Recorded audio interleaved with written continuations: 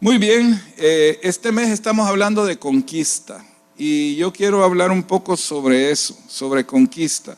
Quiero que vayan conmigo a Josué capítulo 6 y vamos a leer el versículo 16, 6:16. Josué capítulo 6, versículo 16. Búsquenlo y cuando lo encuentren me dicen amén, por favor. Josué capítulo 6, versículo 16. ¿Lo encontraron, hermanos? Todavía lo están buscando. Muy bien, sigan buscándolo y encuéntrenlo. Josué capítulo 6, versículo 16. Lo tenemos también aquí en la pantalla, si ustedes lo quieren leer ahí. Dice, y cuando los sacerdotes tocaron las bocinas la séptima vez, Josué dijo al pueblo, gritad, porque Jehová os ha entregado la ciudad. ¿Lo leyeron, hermanos? Lo volvemos a leer. Y cuando los sacerdotes tocaron las bocinas la séptima vez, Josué dijo al pueblo, gritad, porque Jehová os ha entregado la ciudad. ¿Pueden decir amén? Dígale que tiene a la par, ponete respondón, porque el pastor va a estar preguntando y debes responder. Dígaselo al de la par. A lo mejor está tímido, ¿verdad? Y va comenzando el día para él. Muy bien, quiero hablar un poco sobre conquista y quiero tomar el ejemplo del pueblo de Israel conquistando la tierra prometida. Y yo creo que en este tiempo que el Señor nos ha puesto a hablar de esto, tiene la intención de que cada uno de nosotros entienda de que Dios nos ha llamado a ser conquistadores, ¿ok? Nosotros no somos cualquiera, somos gente de conquista. Y Dios nos ha llamado a ser conquistadores. Y quiero, en los minutos que tengo disponibles, hablar del tema de conquista. Porque yo creo que Dios nos está preparando para un tiempo de conquista. Y por eso estamos hablando de este tema. Porque hay muchas cosas que conquistar. Ustedes y yo tenemos mucho que conquistar. Tenemos que conquistar cosas a nivel personal, tenemos que conquistar cosas a nivel familiar, tenemos que conquistar cosas a nivel de la iglesia. O sea, hay mucho que conquistar. Todos los que estamos aquí necesitamos volvernos personas de conquista, conquistadores. ¿Ok? Dios tiene cosas grandes para nosotros, muchas. Digan amén a eso. No los oí. Dios tiene cosas grandes para nosotros. Y son cosas buenas, pero muchas de ellas las vamos a obtener después de que nosotros hagamos un trabajo de conquista. O sea, las tenemos que conquistar. Tengo una persona un poco cercana ahora a nosotros, nos está ayudando a trabajar en algunas cosas y pues todos los días lo veo. Y es una persona muy especial, con muchas habilidades, con muchas destrezas. Entre otras cosas es un buen jardinero, pero excelente. Si ustedes van a mi casa ahora, van a notar la diferencia de cómo está ahora, cómo estaba antes, si ustedes fueron antes. Porque la casa está muy bien cuidada, la parte de jardinería. O sea, está bien, bien bonito, cuidada, las plantas y todo eso. Él tiene muchas habilidades. Y él me cuenta de que él era muy tímido cuando era muy joven, cuando todavía era soltero. De hecho, llegó a soltero bastante tarde, incluso en su vida. Y entonces él trabajaba en un lugar ahí X y había una persona que también trabajaba ahí, pero él sentía que quizás esa relación no se iba a dar. No sé qué le pasaba, había mucha timidez en él, quizás hasta se sentía feíto, no sé, se me ocurre a mí que esos pensamientos pudieron entrar ahí, pero le costó conquistar a esa persona, que ahora es la mamá de sus hijos, ¿verdad? Pero él pensaba que no, quizás, era muy, muy tímido, muy, muy tímido.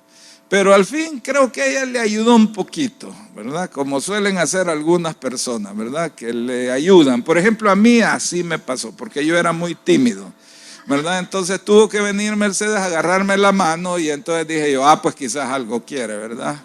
Probablemente quiere platicar conmigo y entonces después de que me agarró la mano, entonces yo decidí decirle, te gusto, ¿verdad? Y ella me dijo, ¿para qué te digo que no? Sí, sí. Y entonces yo me atreví, ¿verdad? Y pude hablar con ella, pero solo que no fui tan diplomático, no tenía mucha destreza. De entrada le dije, quiero 7 hijos, ¿verdad? Ahí me la jugué porque podía salir corriendo. Pues imagine, un hombre le dice a una mujer, quiere 7 hijos. No sé cómo les pasaría a ustedes, hermana. Y además le dije que quería que les diera de mamar, o sea, que los amamantara. Era para que saliera corriendo, pues. Pero me dijo que sí, que 7 estaba bueno. Entonces, tenía suerte yo, hermana. De verdad es que la suerte acompaña a veces a las personas, ¿verdad? Y a mí me ocurrió. Me agarró la mano, le dije que quería 7 hijos y me dijo que sí. Entonces me echó la ayudadita, ¿verdad? Eso fue lo que ella hizo. ¿Negarlo? No, yo sé. Es para que ustedes vean que yo me paro aquí y predico la verdad, hermano, ¿verdad? Ella me agarró la mano, todo eso. Entonces, pues yo creo que lo mismo le pasó a este señor. Quizás el caso de él es yo era un poquito menos tímido que él. Pero al fin él vino y lo logró, y logró conquistar a esta persona para que se convirtiera en la esposa y en la madre de sus hijos. O sea, Dios nos ha diseñado para ser conquistadores.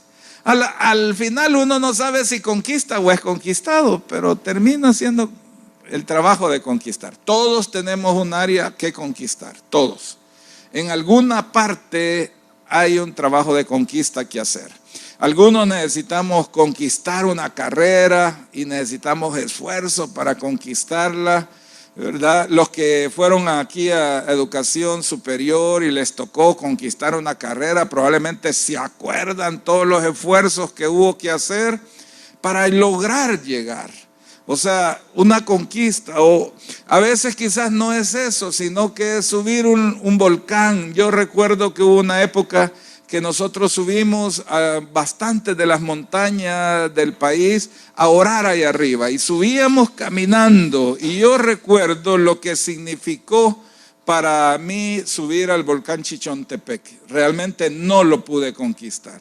O sea, ese volcán es duro de subir. Pero sí logramos subir al Chaparrastique, ¿verdad? Subir hasta allá arriba el Chaparrastique. O sea, a veces eso puede ser la conquista. Tenemos a la única persona de El Salvador, y creo de Centroamérica, no estoy seguro de eso, que logró subir hasta el monte Everest y lo conquistó. Tenemos a una persona salvadoreña. Conquista. Dios nos diseñó para la conquista. Diga el que tiene la par. Dios nos diseñó para conquista. Así es. Ahora, si vamos a hablar de la conquista de Jericó, ¿qué es la conquista de Jericó? ¿Qué significó la conquista de Jericó? En primer lugar, significó conquistar las promesas que Dios le había dado a Abraham, el padre de la nación hebrea. O sea, Dios le prometió que le iba a dar esa tierra. Le dijo, todo lugar que ves, y lo puso a ver a la distancia y le dijo, toda esta tierra que logras ver, toda esa tierra, yo te la voy a dar a ti y a tu descendencia. Pero eso significaba conquistarla. O sea, no era solo recibir, no era solo poner las manos, significaba conquistarla. Y por cierto, no era una tierra fácil, era una tierra difícil, era una tierra con montañas muy difíciles. Pero no solo eso, era una tierra llena de gente de guerra. Entonces, conquistar la tierra de Canaán para Israel significó guerra. Había que tener valentía para conquistar la promesa. Entonces, conquista implica conquistar lo que Dios nos ha prometido. Dios nos ha prometido muchas cosas. A veces Dios nos ha prometido que nos va a bendecir financieramente, pero eso significa conquistar esa área de nuestra vida.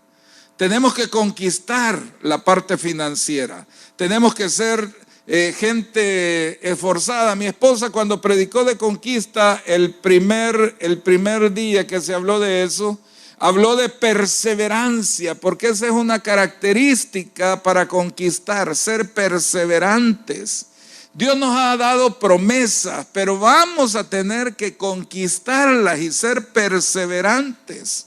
Hermanos, cuando Dios dice tú harás, quiere decir lo haremos, pero cuando Dios dice yo haré, también quiere decir lo haremos. O sea, Dios está pensando que siempre nosotros participemos. Y si algo debemos tener es las características de un conquistador. Si Dios te ha dado promesas, vas a tener que conquistarlas, esforzarte, trabajar por conquistar lo que Dios te ha prometido. Digan amén a eso. Dios va a ayudarte, pero tú lo tienes que conquistar. O sea, no es así que solo es de recibir. Va a haber que trabajar y esforzarse. ¿Qué otras cosas hay que conquistar? Hay que conquistar, además de las promesas, la bendición de Dios. Dios te va a bendecir, Dios ha prometido bendecirte, pero vas a tener que conquistar las bendiciones de Dios. Hay un trabajo que hacer. Diga el que tiene la par, tienes que trabajar, hay un trabajo que hacer. Así es. Ahora, yo quiero que, hablando de esta conquista de Jericó y de Canaán en general por el pueblo de Israel, vayamos al capítulo 3 de Josué siempre, y quiero que veamos algunas cosas. Versículo 10 del capítulo 3 del libro de Josué. Ok, ¿lo pueden buscar por favor? Josué 3:10. Lo tenemos en pantalla también. Dice, y añadió Josué, en esto conoceréis que el Dios viviente está en medio de vosotros, y que Él echará de delante de vosotros al cananeo, al eteo, al heveo, al fereceo, al gergeseo, al amorreo y al jebuseo. 7 feos, ¿verdad? Ahí están mencionados: cananeo, eteo, heveo, fereceo, gergeseo, amorreo y jebuseo. 7 naciones. Ahora, yo quiero detenerme en este versículo 10 que dice, en esto conoceréis que el Dios viviente está en medio de vosotros. ¿Ok? Fíjense, hermanos, que para el pueblo de Israel, ustedes conocen la historia, Dios sacó al pueblo de Israel de Egipto. Habían estado 430, 450 años esclavos en Egipto. Y durante ese tiempo, la mayoría de ese tiempo, habían sido oprimidos por Egipto y habían sido esclavos en Egipto. Y estuvieron ahí en esclavitud. Los maltrataron, abusaron de ellos. En pocas palabras y un poco más actuales, los explotaron. No tenían derecho a nada, eran esclavos. Los podían matar si querían. Era una situación difícil en la que estuvieron. Pero Dios levantó, después de 400 y tantos años, levantó a Moisés, un hombre hebreo, pero criado en el palacio de Faraón. Ustedes recuerdan la historia. Y entonces Dios lo levantó para que fuera un libertador. Dios se mostró al pueblo de Israel como un libertador. Él usó su poder para doblegar a Faraón, el emperador egipcio, y a la nación de Egipto, doblegarlos para que dejaran salir al pueblo de Israel. Envió 10 plagas, hizo todo un trabajo para doblegar la mentalidad, el orgullo, la dureza del corazón de Faraón. Y Dios se mostró y se manifestó como el Dios libertador. Salieron como Dios dijo que iban a salir. No solo salieron de Egipto, salieron enriquecidos. Salieron con mucha riqueza. Dios se mostró como el libertador y como el proveedor. Dios se mostró como el protector de ellos. Dios les abrió el mar rojo y cruzaron. Y dice la palabra que cuando iban cruzando el mar rojo, Dios se puso detrás del pueblo de Israel. Y dice que para el pueblo de Israel Dios era luz, porque cruzaron durante la noche y fue luz. Pero que para los egipcios Dios fue tinieblas y oscuridad. Dios se volvió en una barrera que los egipcios no pudieron cruzar. Y cuando terminó de cruzar el pueblo de Israel, Dios se levantó y el mar se cerró y se ahogaron todos los egipcios. Dios se mostró como protector. Dios se mostró como proveedor, como libertador, como protector. Los mantuvo 40 años en el desierto. Y durante esos 40 años, todos los días, Dios les proveyó maná. Todos los días se levantaban, excepto el séptimo día, porque el día anterior les había dado el doble. Y todos los días ellos recibían maná del cielo. Tenían sed y los iba persiguiendo una roca que les daba agua. Tuvieron agua en el desierto. Entonces tenían alimento, tenían agua, tenían una nube que les protegía del sol en el día y tenían una columna de fuego que les daba calor y luz en la noche. Dios se mostró a ellos como proveedor, como protector, como sanador. Dice la palabra que nunca se envejeció su ropa y durante 40 años no necesitaron otra ropa, porque la ropa no se dañó, el calzado no se dañó. Imagínense ustedes, hermanos, eso era mejor que los zapatos Incatecu de antes, que no se dañaban, que habían sido diseñados para maltratarlos. Y ese era el eslogan: maltrátelos. No los use, maltrátelos. ¿Se acuerdan de los Incatecu? ¿Quiénes se acuerdan? Levanten la mano. Ya se quemaron, ya están viejos, ¿verdad? Eso eran la propaganda. Pues los del pueblo de Israel eran todavía mejor, porque 40 años les duraron los zapatos y no se dañaron. Dios era el proveedor de ellos. Entonces, Dios se había manifestado como proveedor, como protector, como sanador, como libertador. Dios era todo eso para ellos. Y la imagen que ellos tenían de Dios era la imagen de un Dios proveedor, de un Dios protector, de un Dios sanador, de un Dios libertador. Pero ahora de repente cambia la imagen de Dios. Y aparece una faceta nueva de Dios, una manifestación de Dios diferente. Ahora Dios ya no solo es el proveedor, el protector, el sanador, el libertador. Ahora la imagen que aparece es de un Dios de guerra, un Dios que es conquistador. ¿Cuál es Dios? Todos es Dios. Hay muchas manifestaciones de Dios que nosotros necesitamos experimentar en nuestra vida.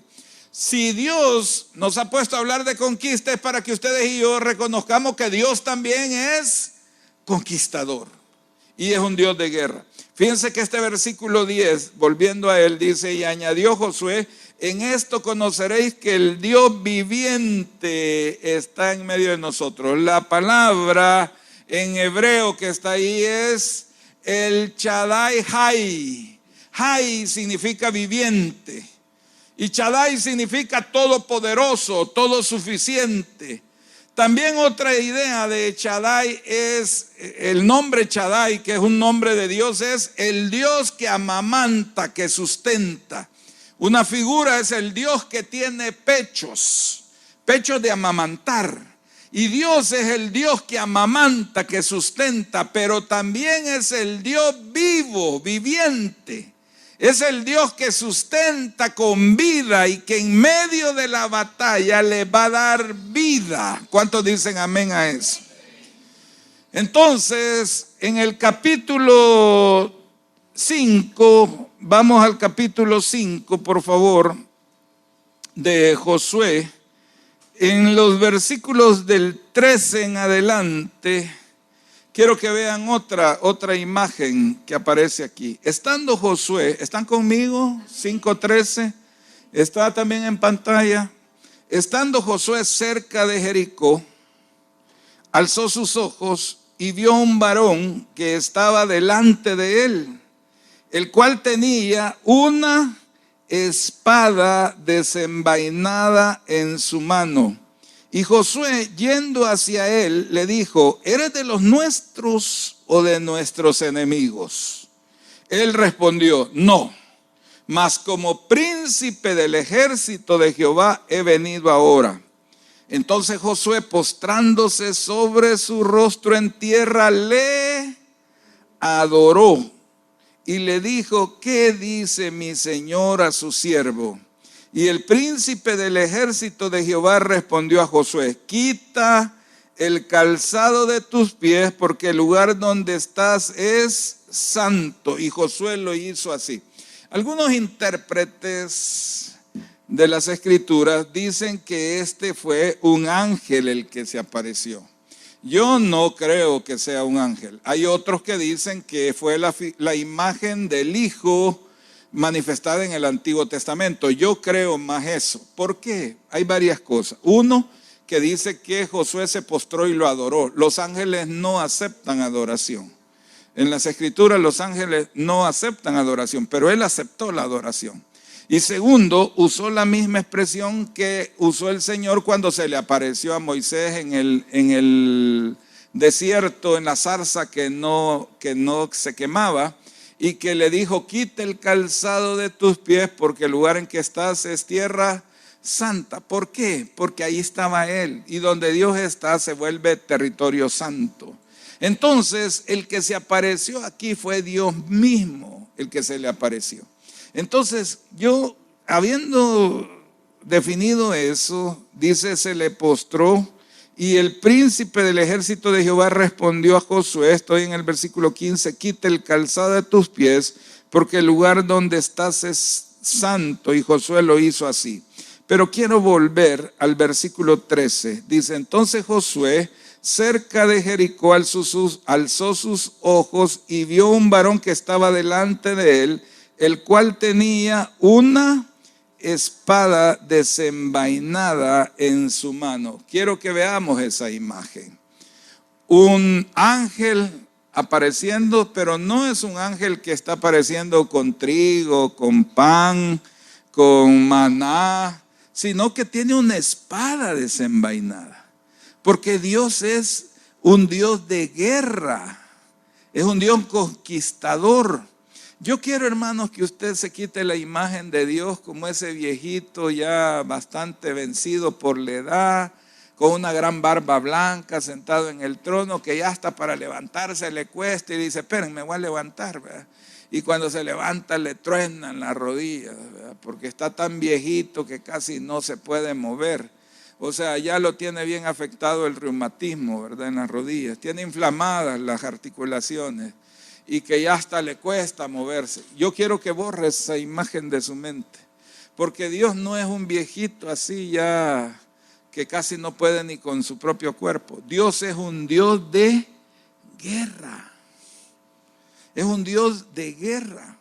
Por eso es que cuando los enemigos, estoy hablando en el mundo espiritual, cuando los enemigos ven a Dios tiemblan, dice la palabra. Más bien quiero que usted se forme la imagen de un Dios que es más grande y fuerte. Si vamos a usar una imagen física, más grande y fuerte que un levantador de pesas, de esos de grandes pesas. Yo conocí a un levantador de pesas, no sé si te dio clases, Camión, a vos, Nelson. Camión era un levantador de pesas nacional, era agrónomo de profesión. Y yo me acuerdo que Camión casi medía 2 metros de altura, fue campeón de pesas a nivel nacional y centroamericano, creo.